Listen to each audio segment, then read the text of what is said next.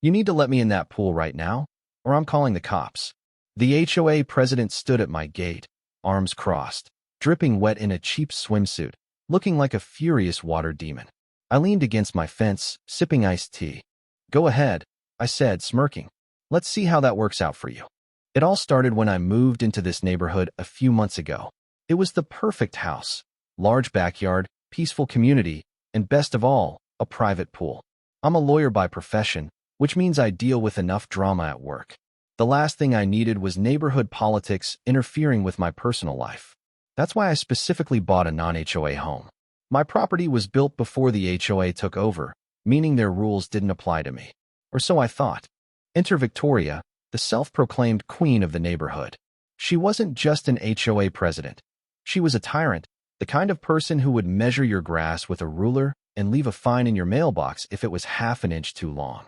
She walked around the neighborhood like she owned it, barking orders, issuing warnings, and scolding people for the most ridiculous things. But as much as I had heard about her, I hadn't had any personal encounters until one day she knocked on my door. I opened it to find Victoria standing there with a clipboard and an expression that suggested she had never heard the word no in her life. "Hello, David," she said, forcing a tight smile. "I'm here to talk about your pool." I raised an eyebrow. "My pool? What about it?" She handed me a document. "The HOA has recently updated our guidelines to encourage a stronger sense of community. We've decided that all private pools should be available for neighborhood use. It's only fair. Some families don't have pools, and it would be a shame for such a lovely amenity to go to waste." I stared at her for a moment, then burst out laughing. "You're joking, right?" Victoria's smile faltered. "This is serious, David. You have a pool, and it's selfish to keep it to yourself when others could enjoy it." I folded my arms. "I'm not part of the HOA. Your rules don't apply to me." Her expression darkened. "We like to think of our community as inclusive. It's about being a good neighbor. Being a good neighbor doesn't mean letting people trespass on my property." She huffed. "You'll regret this attitude, David. The HOA has ways of dealing with stubborn homeowners." I shrugged. "Go ahead and try." Then I shut the door in her face. I thought that was the end of it. I was wrong. The next morning, I woke up to find a sign staked into my lawn. "Community pool, open to residents." A group of kids was already climbing my fence with floaties in their hands. I stormed outside. "Hey, this is private property." The kids hesitated, looking confused. "But the sign says it's for the neighborhood." I yanked the sign out of the ground and marched straight to Victoria's house. She opened the door, looking smug. "Take this down now," I growled, shoving the sign toward her. "Oh, David," she sighed, shaking her head. "I thought you'd come around to the idea. The community is really excited about this. This is trespassing, Victoria. If you or anyone else sets foot in my backyard, I'll call the police." Her face twitched, but she recovered quickly. "That won't be necessary. We're just trying to create a sense of unity. Maybe you should try being less hostile." "Hostile?" I scoffed. "You put a sign on my lawn without my permission and encouraged people to invade my property." Victoria just smiled. "We'll see how long you can keep this up." I removed the sign, reinforced my fence, and installed security cameras, figuring that would be enough to keep her nonsense at bay. But Victoria wasn't done. A few days later, a letter from the HOA arrived in my mailbox. It was a fine for $1,000, claiming that I was violating HOA rules by refusing to allow community members access to the pool. I laughed and tossed the letter into the trash. But then came the inspections. HOA members started showing up at my house, claiming they needed to evaluate the pool for safety compliance. One of them even tried to take pictures over my fence. I sent a formal cease and desist notice to the HOA. Victoria responded with a note of her own, handwritten and slipped under my door. "You're making this harder than it needs to be. Just let the community use the pool, and this all goes away." I ignored her, but then things escalated. One night, my motion sensor lights went off. I checked the security camera feed and saw someone in my backyard. It was Victoria's husband. He had a bolt cutter in his hands and was trying to cut through my gate lock. I immediately called the police. The moment the sirens blared in the distance, Victoria's husband bolted. The cops arrived, and I showed them the security footage. The officer shook his head. "That's clear criminal trespassing. Do you want to press charges?" I wanted to, but I also knew that Victoria would only escalate further if I did. "Not yet," I said. but file a report. I want this on record." The next day, Victoria came storming to my house, furious. "You called the police on my husband?" she shrieked. "He broke into my backyard, Victoria. That's illegal. He was just checking to make sure the pool was safe." "Victoria," I said, barely holding back laughter. "That's the dumbest excuse I've ever heard." She stomped off, but not before warning me, "You'll regret this." And that's when things reached a boiling point. One afternoon, I was sitting by my pool enjoying a drink when I heard splashing. I turned and saw Victoria and her friends in my pool. I stormed outside. "What the hell do you think you're doing?" Victoria grinned. "Enjoying the community pool, David. It's a hot day. Get out. Right now." She crossed her arms. "No. And if you try to force us out, I'll call the police and tell them you're harassing us." I pulled out my phone. "Oh, don't worry. I'll call them myself." Victoria smirked, then actually dialed 911. "Yes, officer. I'm being harassed by my neighbor. He's threatening us over the community pool." I smiled, watching her dig her own grave, because she had no idea that I had been recording everything. And when the police arrived, she was in for the biggest shock of her life. Victoria stood triumphantly in my pool, her arms crossed like she had just won a battle. Her two friends, middle-aged busybodies like herself, floated lazily on inflatable loungers, sipping lemonade like they were at a five-star resort. "You're trespassing," I said, keeping my voice calm. Victoria smirked. "We're enjoying the community pool, David." "It's not a community pool."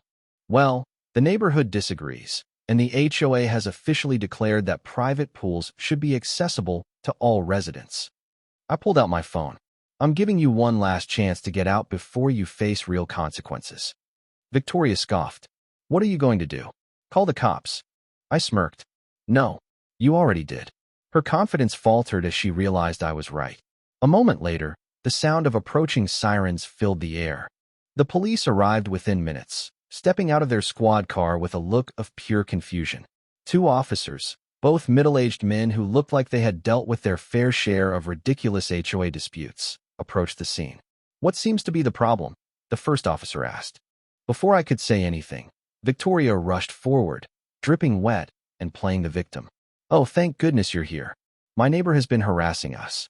He's been screaming and threatening us just because we're using the pool." The officer turned to me. "Sir, is this true?" I didn't even need to say a word. I simply reached into my pocket, pulled out my phone, and hit play. The recording of Victoria bragging about it being a community pool echoed through the yard. The officer's eyebrows shot up. His partner shook his head. "Ma'am," the first officer said, "did you just admit to trespassing on this man's private property?" Victoria froze. No. I mean we." She looked around frantically. He's lying. That's not real." The officer sighed. "Ma'am, we can literally hear your voice on the recording." Her face turned pale. I crossed my arms. "I'd like to press charges for trespassing." Victoria's two friends immediately started climbing out of the pool like rats abandoning a sinking ship. Wait, Victoria stammered. "We don't need to go that far, right? I just thought." The officer cut her off. "Trespassing is a serious offense. And from what I see here, it's not just trespassing, it's harassment. You've already been warned for harassment, haven't you?" Victoria's mouth opened and closed like a fish gasping for air. Her smugness was gone, replaced by sheer panic. "This is ridiculous," she finally shrieked. "It's not fair." "What's not fair?" I asked, tilting my head. "That you don't get to take whatever you want just because you're the HOA president?" The officer shook his head and turned to me.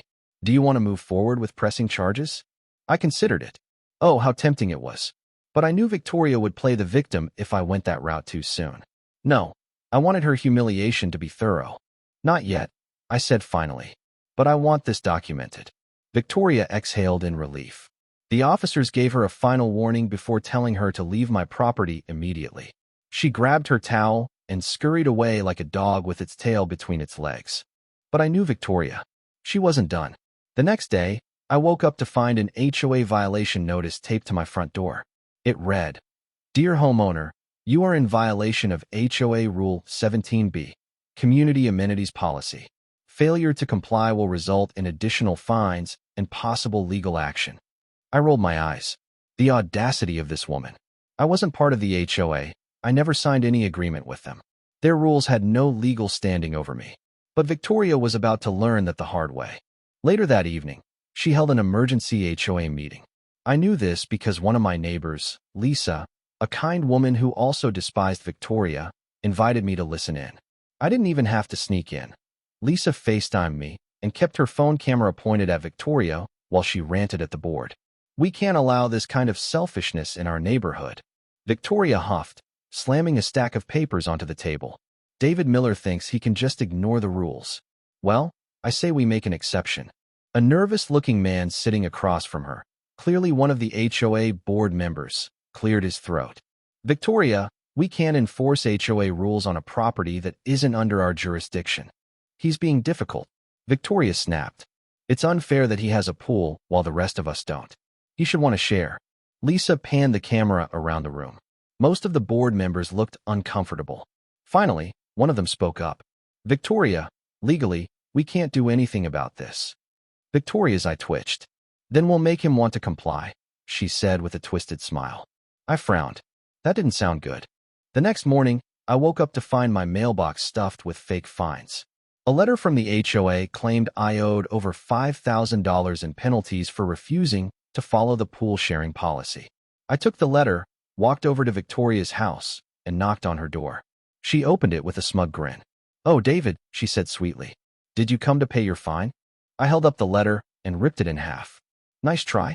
You have no authority over my property." Her smile didn't waver. "Oh, but I think the neighborhood would disagree. And you wouldn't want things to get unpleasant, would you?" I narrowed my eyes. "That sounds like a threat, Victoria." "Oh, not at all," she said, feigning innocence. "Just a friendly warning. If you don't want to be a good neighbor, well, the HOA has ways of making life difficult." I stepped closer. "Victoria, I'm a lawyer. Do you really think you can intimidate me?" For the first time, doubt flickered in her eyes, but she quickly masked it. "We'll see," she said, slamming the door in my face. I walked away smiling, because now it was war, and Victoria had no idea who she was messing with. Victoria thought she had won. She believed that because she had the HOA board wrapped around her finger, she could bully me into submission. But she had made one critical mistake. She underestimated who she was dealing with. I let the fake fines pile up, stacking them in a neat little folder alongside every piece of harassment, intimidation, and attempted trespassing Victoria and the HOA had thrown at me. They thought they were playing chess. I was setting up checkmate. But before I could strike, Victoria went too far. It was a scorching hot afternoon. I had just finished a long case at work and was looking forward to relaxing by my private pool. I poured myself an ice-cold drink, stretched out in my chair, and closed my eyes. Splash. My eyes snapped open. There were people in my pool again. I sat up, my patience wearing dangerously thin. And there she was, Victoria, floating on one of my lounge inflatables like she owned the place. Not alone, either. Her HOA minions, 3 other residents, were waiting in my pool, laughing, chatting, acting like they had paid for a resort stay. I stood, my jaw tightening. "Get out." Victoria barely looked at me. "David, don't be so dramatic. It's just water. This is trespassing." "Oh, stop being so uptight. The neighborhood is entitled to this. It's unfair that you keep it all to yourself." I was done. I pulled out my phone. "I'm calling the police, Victoria." Victoria's eyes lit up with glee. She wanted this. "Perfect," she chirped, reaching for her own phone. "I'll call them too." She dialed 911 right in front of me. "Yes? I'd like to report an aggressive homeowner threatening neighborhood residents. He's trying to kick us out of the community pool." I blinked. Did she just lie to 911? The dispatcher must have asked for clarification because Victoria grinned wickedly. "Yes, we're just swimming peacefully, and he's getting violent. I feel unsafe." I could hear the officer over the phone responding. Victoria smirked. "Yes, officer, please hurry." She hung up and looked at me like she had already won. "You're done, David." I smirked right back. "No, Victoria, you are." 15 minutes later, 2 police cars pulled up. Victoria immediately turned on the waterworks. She rushed toward the officers, putting on her best terrified victim act. "Oh, officers, thank goodness. He was threatening us. He tried to chase us out with violence." The lead officer frowned. "Who?" Victoria turned and pointed at me. "Him. He's been harassing the neighborhood and violating HOA policies. We have every right to be here, and he's being aggressive. The officer turned to me. Sir, is this true? I crossed my arms. Not even close. The officer sighed. Do you have proof? I pulled out my phone and hit play. Crystal clear audio. Yes, officer, we're just swimming peacefully, and he's getting violent. I feel unsafe. Victoria's own voice echoed through the yard. Her face drained of color. The officer stiffened. Ma'am, did you just file a false police report? Victoria stammered. No, I was just. Then I pulled up the security camera footage. Clear as day. Victoria and her little gang climbing over my fence, breaking into my yard, and throwing themselves a pool party. Victoria's jaw dropped. The officers turned to her. Ma'am, you and your friends are trespassing. Wait. Victoria tried to backpedal. This is just a misunderstanding. No, ma'am, the officer said, pulling out his notepad. This is criminal trespassing and filing a false report. Victoria's eyes bulged. What? No, this is my neighborhood. I'm the HOA president. The officer didn't care. That doesn't give you the right to break into someone's property. You lied to law enforcement. That's a criminal offense. I folded my arms, watching the meltdown unfold. Victoria's friends immediately abandoned her. We didn't know it was trespassing, one of them stammered. We were just following Victoria's lead, another whined. Victoria turned on them, furious. Don't throw me under the bus. The officer sighed. Ma'am, turn around. Victoria froze. Wait, what? You're under arrest for criminal trespassing and filing a false police report. Click. The sound of handcuffs snapping shut. Victoria shrieked. You can't do this. I'm HOA president. The officer ignored her and led her toward the police car. Her friends? They ran. I sipped my drink, enjoying the spectacle. As they put Victoria in the squad car, she locked eyes with me. This isn't over, she screeched. I grinned. Oh, sweetheart, it's only just begun. Aftermath. The news spread like wildfire. The HOA board was in shambles. With Victoria behind bars, the HOA panicked. The board members rushed to distance themselves from her. They held an emergency meeting without Victoria this time. One of my neighbors, Lisa, sent me a message. The board is freaking out. They're trying to figure out how to fix this mess before it destroys them. I laughed. Too late. The moment Victoria was arrested, she became a liability. The HOA was now vulnerable, and I was ready to strike. The next morning, I called my lawyer and had official legal action drawn up. A formal harassment lawsuit against the HOA and Victoria. My goal? Make them pay. Because now Victoria wasn't just a problem, she was a disgrace. And the HOA was next on my list. Victoria was in deep trouble. After her dramatic arrest, she had no choice but to spend the night in county jail before being released on bail. Her mugshot? Priceless. Someone in the community leaked it onto our neighborhood's Facebook group, and it spread like wildfire. For the first time since she took over as HOA president, Victoria wasn't in control, and it was about to get so much worse. The HOA's panic mode set in. The morning after Victoria's arrest, I received an email from the HOA board. Subject: Urgent Meeting Request. Dear Mr. Miller, we would like to resolve the recent unfortunate incident regarding the pool situation. We believe this has all been a misunderstanding and would love to discuss a peaceful resolution. Please let us know when you are available. I almost laughed. They were scared. Victoria was the face of their HOA dictatorship, and now that she had been exposed, the entire organization was vulnerable. They were desperate to sweep this under the rug before it turned into a full-blown lawsuit. Too late. I replied with 2 sentences. All communications regarding this matter should be directed to my attorney. Expect formal legal actions soon. And just like that, I declared war. The lawsuit began. I wasn't just going after Victoria. I was going after the entire HOA. Over the next few days, my legal team drafted a harassment and damages lawsuit. We compiled everything. The fake fines they sent me, the false violation notices, Victoria's repeated trespassing attempts, the Facebook post declaring my pool community property, the illegal break-in attempt by Victoria's husband, the 911 call where Victoria lied to the police. It wasn't just harassment. It was a targeted campaign of intimidation, and I had proof. By the time we were finished, the legal demand letter was nearly 20 pages long.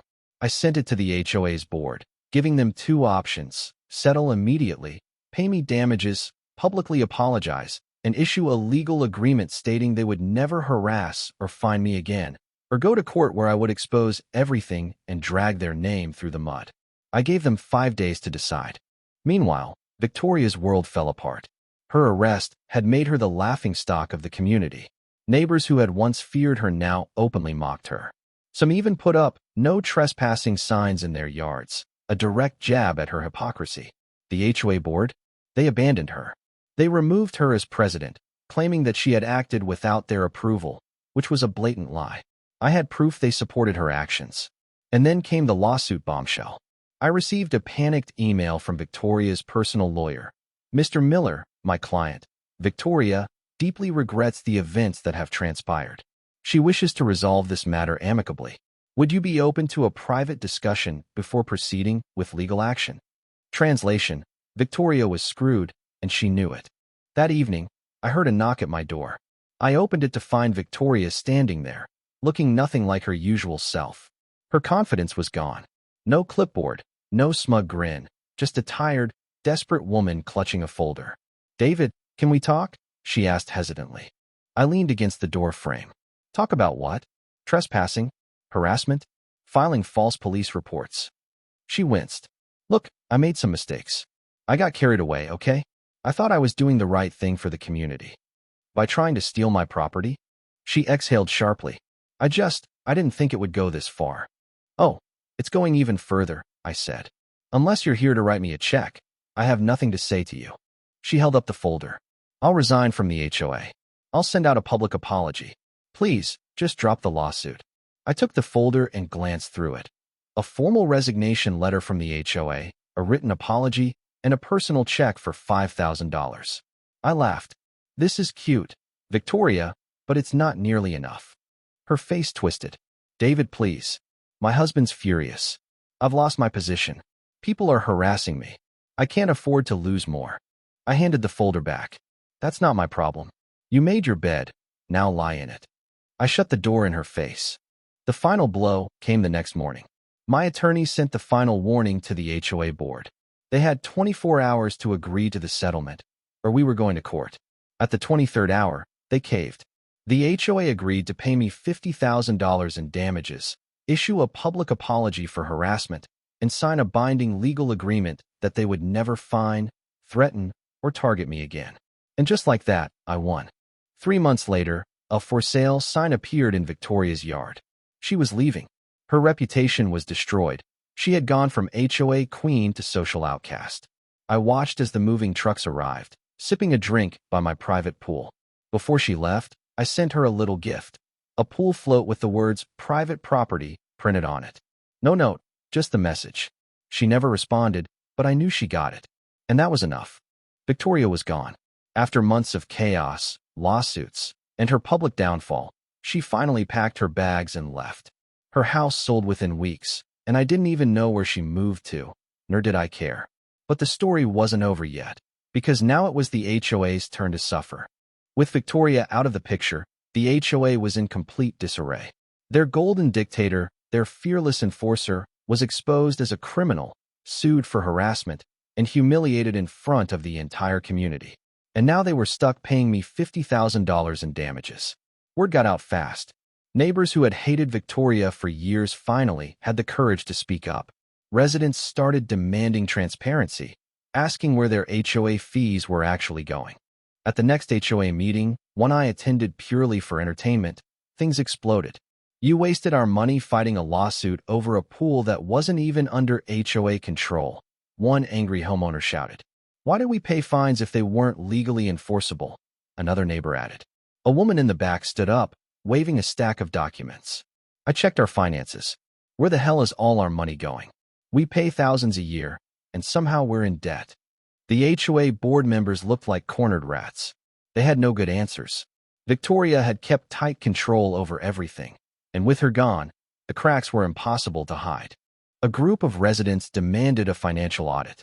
They forced the HOA to open the books, something Victoria had always refused to do. And what they found? Absolute corruption. Excessive administrative fees, tens of thousands wasted on Victoria's personal projects, mysterious payments to consultants, likely Victoria's friends, outrageous spending on petty fines and legal fees, most of which were useless attempts to bully non-compliant homeowners. People were furious. The HOA board had no choice but to resign in disgrace. In the following months, the entire structure of the HOA changed. New leadership took over, people who actually cared about the community. And the first thing they did? They eliminated half the ridiculous rules. No more insane landscaping restrictions, no more bogus fines for violations that didn't exist, and most importantly, no more harassment of non-HOA homes. I had one, not just for myself, but for every homeowner Victoria had tormented. As part of the settlement agreement, the HOA was required to issue a formal public apology. So one day, every resident in the neighborhood received a letter in the mail. It read, "Dear homeowners, we regret the actions taken by previous leadership, particularly regarding harassment, fines, and unnecessary disputes with certain members of the community. We acknowledge our missteps and will be implementing a more transparent and fair system moving forward. We sincerely apologize to those affected and appreciate your patience as we work to improve our neighborhood. Sincerely, the Homeowners Association Board." It was the most corporate non-apology I had ever read, but the fact that they had to send it out at all was delicious. I framed mine, and every time I looked at it, it reminded me. I took down an entire corrupt HOA and won. The final twist? Victoria's new nightmare. A few months after the dust had settled, I was grilling in my backyard, enjoying a peaceful, Victoria-free life, when my phone buzzed. It was a text from Lisa, my neighbor, the one who had secretly recorded HOA meetings for me. "Lisa, you are not going to believe this," face with tears of joy. "Me? Try me." Lisa sent me a screenshot of a Facebook post. Victoria had moved to another HOA neighborhood, and she was already in trouble. The post was from Victoria herself, complaining in a local group. "I can't believe this HOA is so unfair. The new president is a dictator. I got fined $250 just for putting my trash can out too early. This is a violation of my rights." I nearly dropped my beer laughing. This woman, this absolute menace, had spent years enforcing the most absurd HOA rules, and now she was the victim of her own nightmare. It was karma in its purest form. Lisa texted again. Should we send her a pool float as a housewarming gift? I grinned. Me, already on it. The last laugh. As I sat back in my chair, watching the sunset reflect off the crystal clear waters of my private pool, I couldn't help but feel a deep sense of satisfaction. Victoria had tried to take everything from me. She had tried to intimidate, harass, and manipulate her way into controlling my home, and in the end, she lost everything. Now, whenever I tell this story at barbecues or parties, people lose their minds laughing because nothing is funnier than an HOA tyrant getting eaten by her own rules. And if there's one lesson to take from all this, know your rights. HOAs only win if you let them. So if you ever find yourself dealing with a power-hungry HOA president like Victoria, fight back. Because trust me, winning is worth it. Victoria was gone. The HOA was humbled. My private pool remained exactly that, private. But just when I thought the story had finally come to a close, karma decided to serve dessert. The unexpected phone call arrived a few weeks after Victoria's disastrous move. I received a mysterious call from an unknown number. I almost didn't answer, but curiosity got the better of me. "Hello." Silence. Then a familiar voice, shaky, hesitant. "David? It's Victoria." I nearly choked on my drink. Of all the people I expected to hear from, she wasn't even on the list. "Victoria?" I said, feigning confusion. "Victoria who?" She sighed. "Please. I know you still hate me, but—" "Hate's a strong word," I interrupted. "I prefer completely and utterly despise." Victoria ignored the jab. "Look, I need your help." I blinked. Did I hear that correctly? My help. I repeated. As in, the guy whose pool you tried to steal? The guy you harassed for months? That help. "Yes," she muttered. You know I screwed up, okay? But this new HOA, they're even worse than I was. They fine me for everything. My grass was too tall by half an inch, so they charged me $500. I parked in my own driveway for too long, and they threatened to tow my car. And now they're trying to kick me out. I had to bite my tongue to keep from laughing. Victoria, the queen of HOA tyranny, had finally met a dictator even worse than herself. "So let me get this straight," I said, leaning back. "You're telling me that you, of all people, are being bullied by an HOA? And now you want me, the guy you spent months terrorizing, to help you fight back? I don't know what else to do, she admitted. I took a long, slow sip of my drink, savoring the purest form of irony. Victoria, I finally said, let me tell you something I've been dying to say for months. Silence. Then, with a smirk in my voice, I hit her with it. Not my problem. And I hung up. Victoria didn't call again. I figured she eventually got chewed up and spat out by the merciless HOA machine she had once proudly led against others. But just to add a little extra sting to her situation, I mailed her a parting gift, a custom-made coffee mug that read, HOA rules apply to everyone, even you. No return address, just the message. I don't know if she ever used it, but I like to think that every morning, as she sipped her coffee, she was reminded of the monster she helped create. Back in my neighborhood, things had never been better. With Victoria gone and the HOA overhauled, life became peaceful again. No more ridiculous fines, no more harassment, no more unhinged board meetings about trivial nonsense. And the best part? I got to enjoy my private pool in absolute peace. No intruders, no forced community swim days, just me, a drink in hand, and the knowledge that I had completely and utterly destroyed an HOA dictatorship. And every now and then, a neighbor would walk by and grin at me. Man, one of them said at a block party, I still can't believe you took down Victoria. It was beautiful. A work of art, another chimed in. Someone else added, and I just raised my glass and smiled. Because at the end of the day, I won. If there's one thing you should take away from all this, it's this. HOAs only have as much power as you let them have. Most of their rules are completely unenforceable. Most of their fines are nothing but scare tactics. Most HOA presidents are bullies who fold the moment they meet someone who knows their rights. So, if you ever find yourself facing an HOA like Victoria's, fight back. Know the law. Stand your ground. Because trust me, nothing is more satisfying than watching an HOA tyrant lose everything. What's the worst HOA horror story you've ever heard? Drop it in the comments below.